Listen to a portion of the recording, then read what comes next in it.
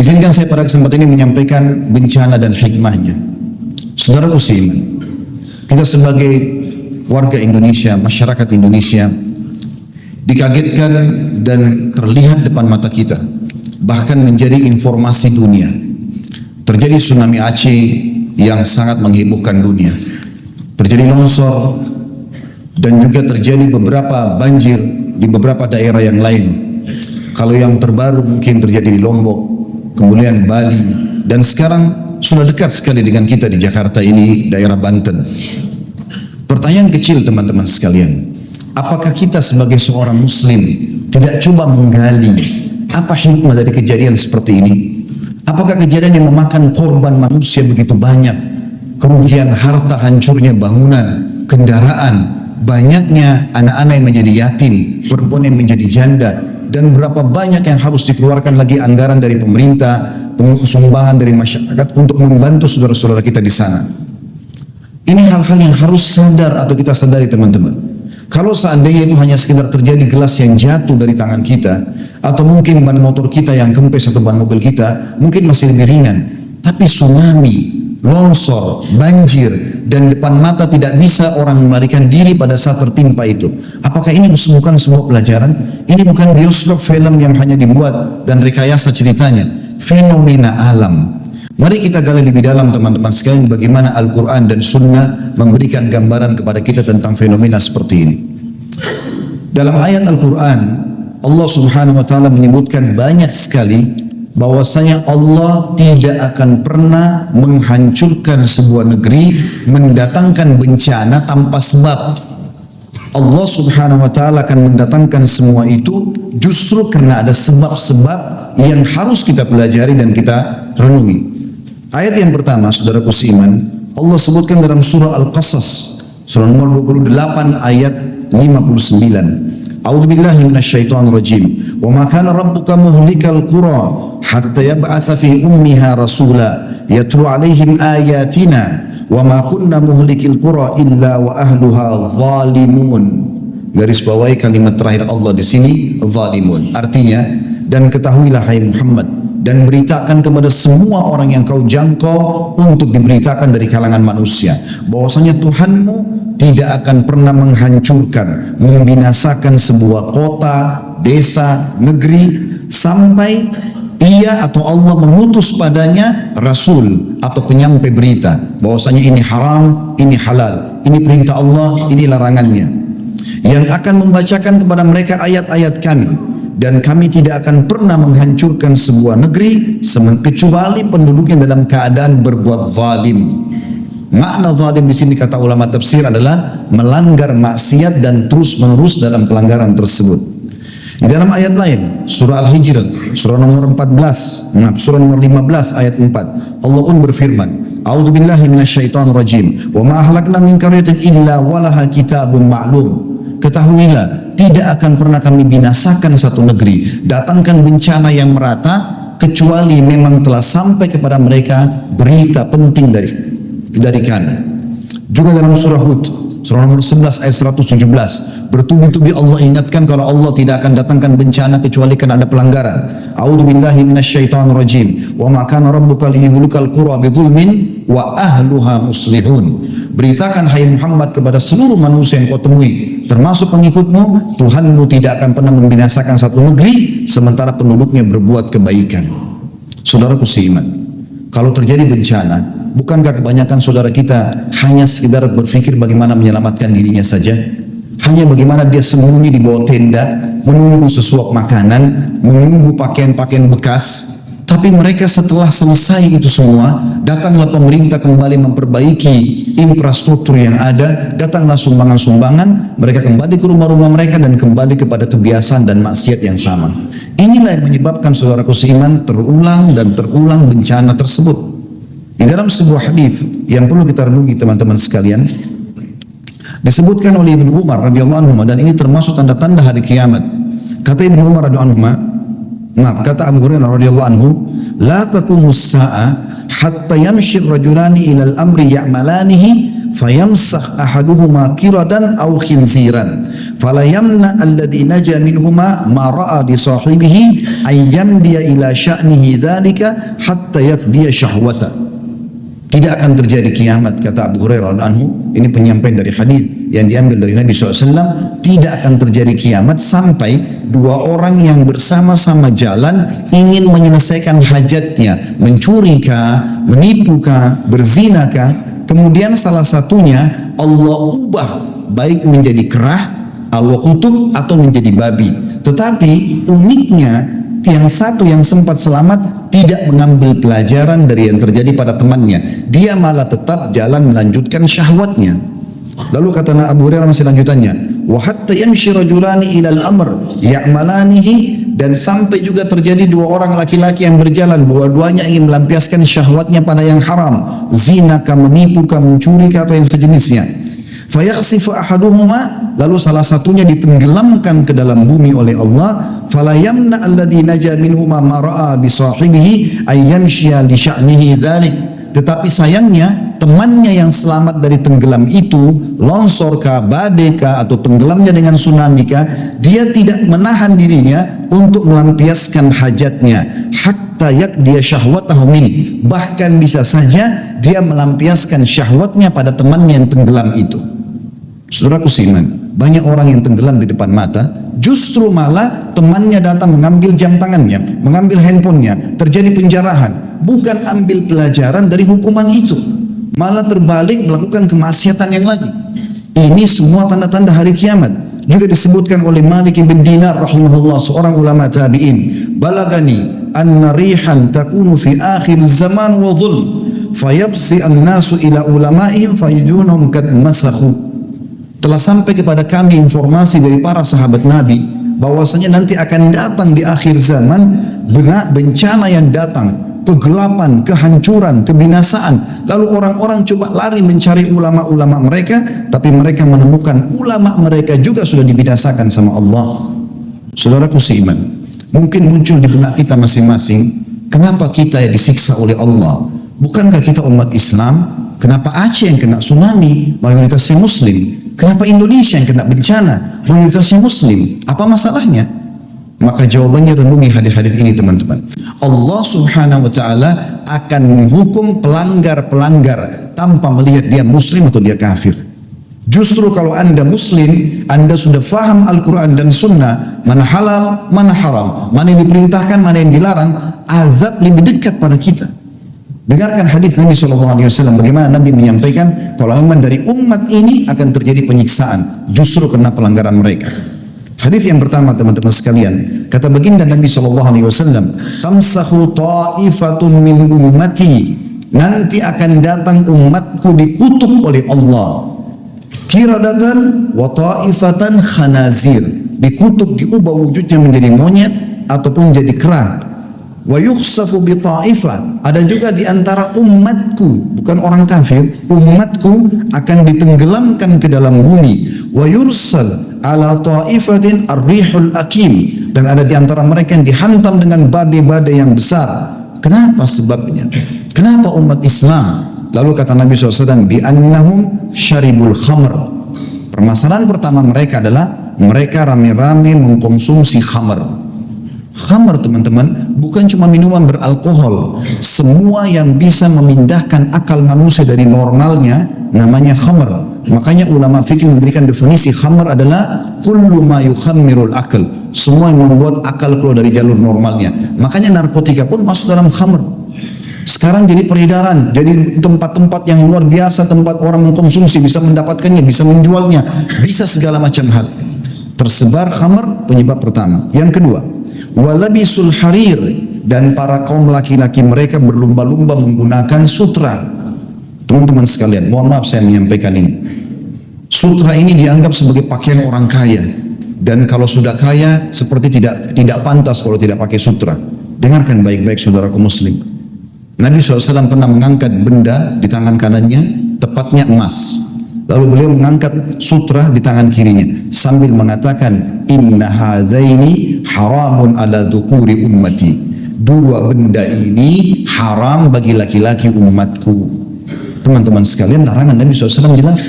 Bahkan kata Nabi SAW, man labisal harira fid dunya lam yalbashu fil akhirah. Siapa di antara kaum laki-laki umatku menggunakan sutra di dunia, dia tidak akan pakai sutra nanti di surga. Pakaian orang di surga adalah sutra. Ini ancaman yang kedua.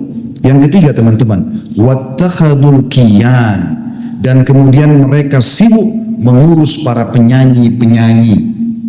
Bisa berarti kian penyanyi laki-laki atau kayinat penyanyi-penyanyi perempuan yang sengaja menyebarkan lagu-lagu cinta, pemaksiatan, mengajak pada dosa.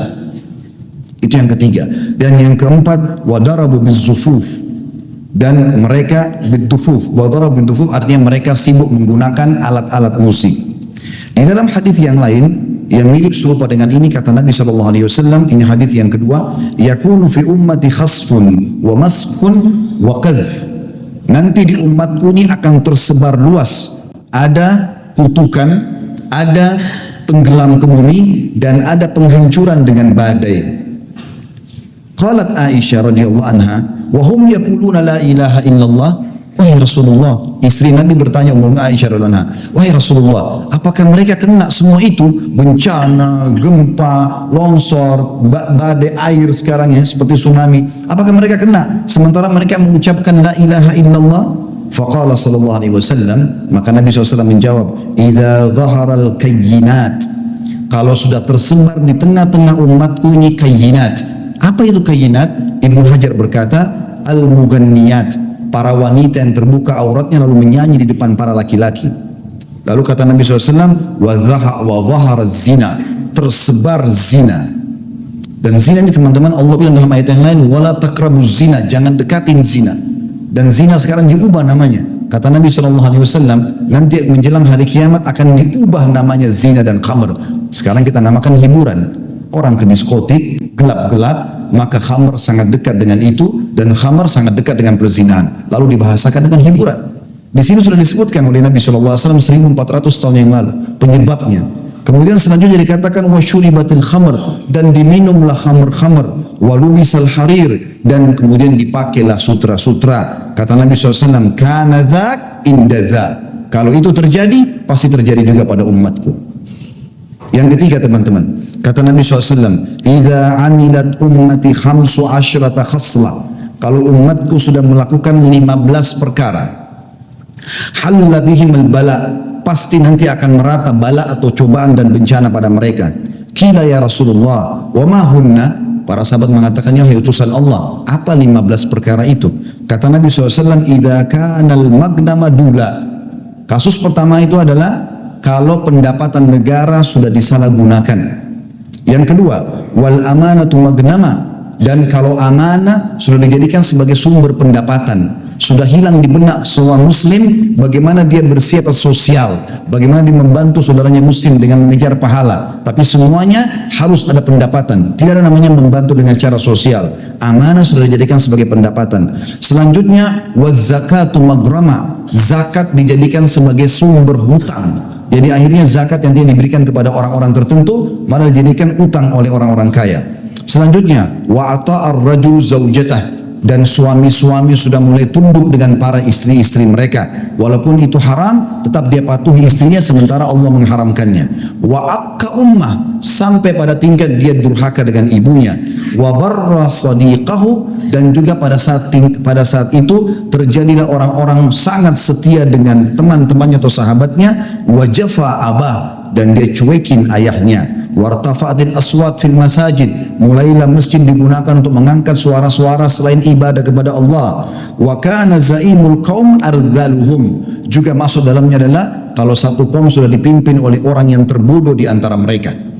Wa akramur rajuli makhafata syarrah, dan muncullah orang-orang yang dihormati justru karena ketakutan saja, bukan karena kualitasnya. Jadi secara kualitas sudah hilang. Ini hanya karena ketakutan masyarakat, maka terjadilah kepatuhan. Wa syuribatil khamr, dan diminumlah khamr. Wa lubisatil harir, digunakanlah sutra-sutra. Wa tukhidatil kiyan, dan para penyanyi menjadi idola dan rujukan. Wa la'ana akhir hadil umma awwalaha, lalu umat ini yang di akhir zaman sibuk melaknat dan menyala-nyalakan umat-umat yang pertama, maksudnya para sahabat Nabi.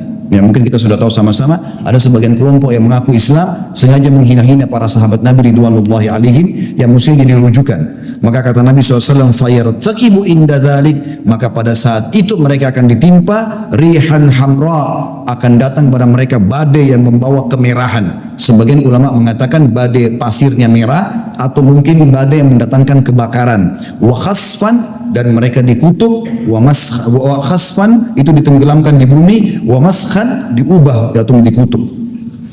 Saudaraku seiman, Allah Subhanahu wa taala mendatangkan peringatan termasuk guntur, petir, apa saja ya yang sering mungkin kita lihat fenomena alam yang manusia tidak bisa melarangnya atau menjangkaunya, gitu kan. Itu semua sebagai peringatan. Ini ayat Al-Quran. Saya dari tadi sebutkan qala Allah, qala Rasul. Allah beriman, Rasulullah bersabda. Perhatikan, ini kekal ditilawahkan hari kiamat.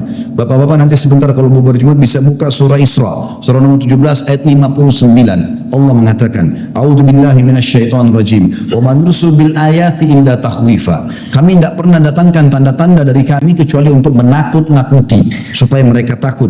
Juga dalam surah yang lain At-Taubah surah nomor 9 ayat 126 Allah berfirman, a'udzubillahi minasyaitonir rajim. Awala yarawna annahum yuftanuna fi kulli amin marratan aw marrataini thumma la yatubuna wa la hum yadhakkarun. Tidakkah mereka manusia itu melihat setiap tahunnya kami uji mereka setahun sekali sampai 2 kali, baik di badan mereka dengan penyakit, baik ributnya rumah tangganya, baik keseleo, baik apa saja masalah, atau mungkin masalah lebih umum, semuanya kena masyarakat. Kami uji mereka setiap tahun sekali atau sampai 2 kali agar mereka bertobat dan mereka kembali, tapi sayangnya mereka tidak mengambil pelajaran itu.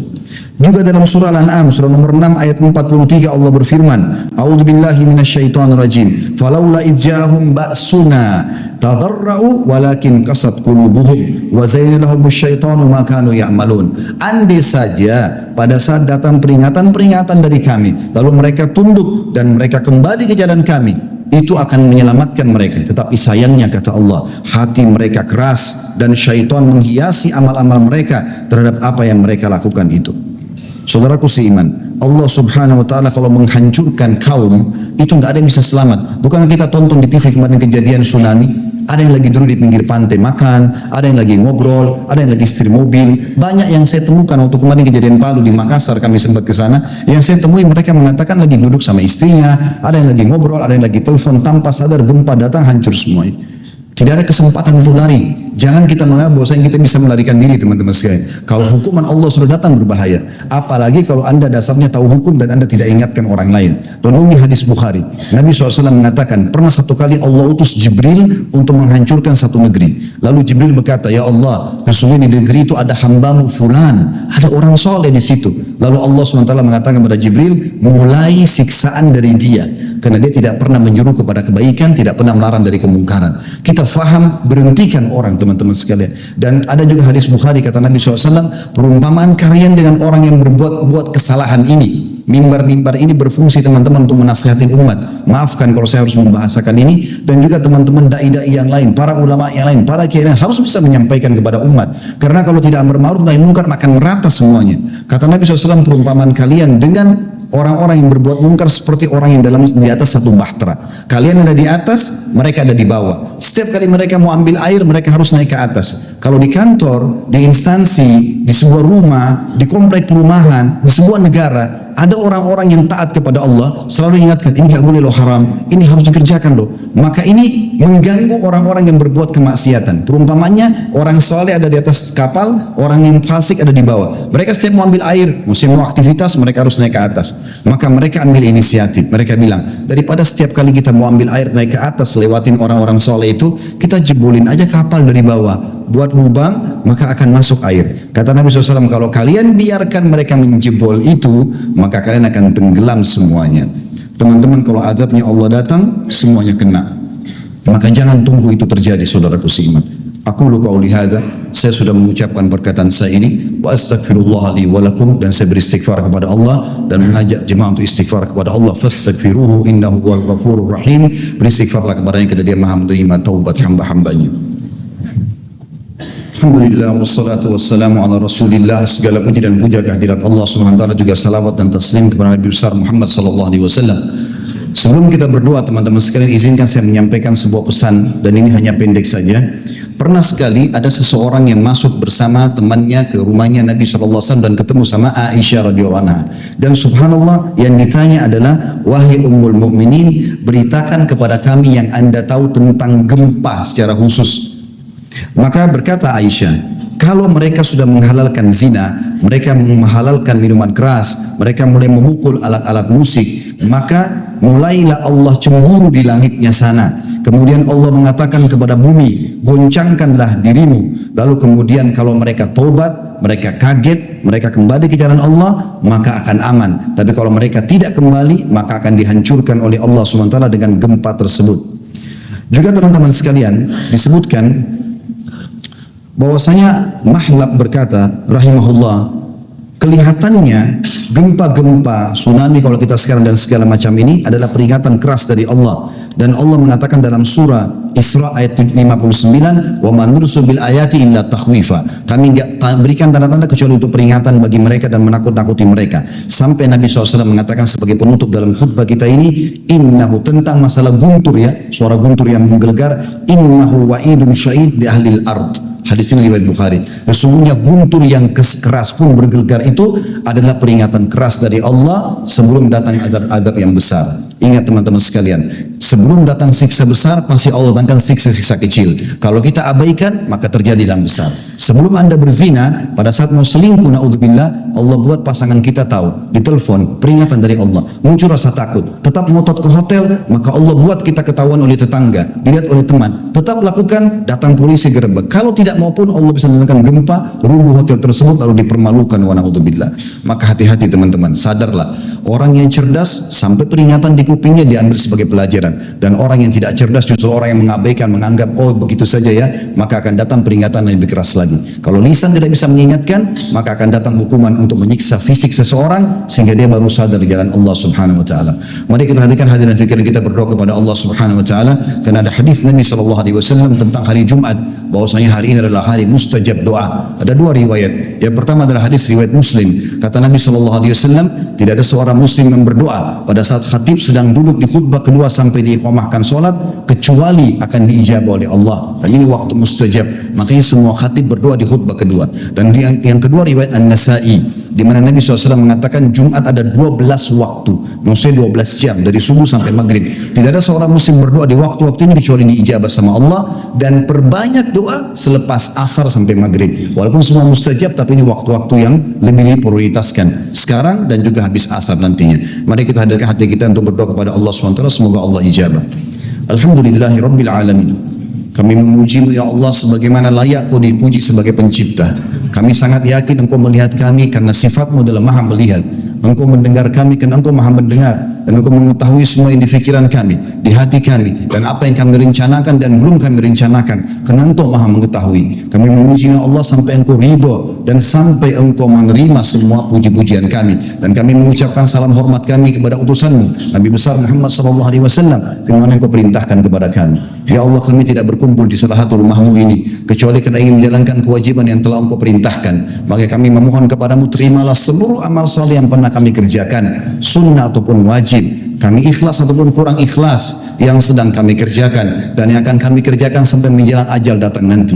Ya Allah, semua dosa yang kami pernah lakukan, besar ataupun kecil, sengaja tidak sengaja, samar ataupun nyata, juga kedua orang tua kami, seluruh kerabat kami, maka maafkanlah ya Allah, ampunilah kami dan ampunilah seluruh muslimin dan muslimat, mukminin dan mukminat yang hidup dan juga yang sudah meninggal. Ya Allah, berkahilah negeri kami ini, jadikan negeri Indonesia menjadi negara yang aman, tentram, damai, seluruh umat Islam di bawah naungan ukhuwah Islamiyah. Angkat perselisihan di antara mereka dan kembalikan mereka kepada Al-Quran dan Sunnah. Ya Allah, lunasilah utang negara kami ini, bukalah berkahnya dari seluruh penjuruhnya, dan berikanlah kepada kami pemimpin muslim yang baik, yang adil, kembali kepada Al-Quran dan Sunnah, dan sebarluaskanlah keadilan dan kemakmuran di negeri kami, dan jadikan negeri Indonesia sebagai contoh bagi negara-negara yang lain. Ya Allah, tolonglah saudara kami di Palestina, di Syria, di Yaman, di Irak, di Myanmar, di Cina, dimanapun yang sedang tertindas. Ikhlaskan niat mereka, terima para syuhada mereka, mulakan Islam di tangan mereka dan tangan kami semua, dan juga ikut sertakan kami bersama mereka di pahala, baik dengan doa, dengan harta, juga dengan jiwa kami. Rabbana atina fid dunya hasanah wa fil akhirati hasanah wa qina adzabannar wa adkhilnal jannata ma'al abrar. Ya jaga para sallallahu nabiyana Muhammadin walhamdulillahi rabbil alamin.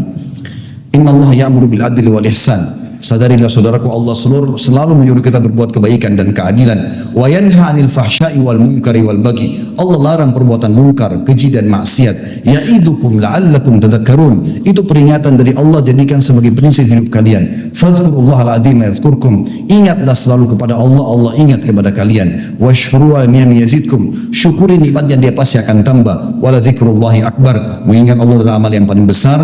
Wa aqimis shalah, dan dirikanlah salat.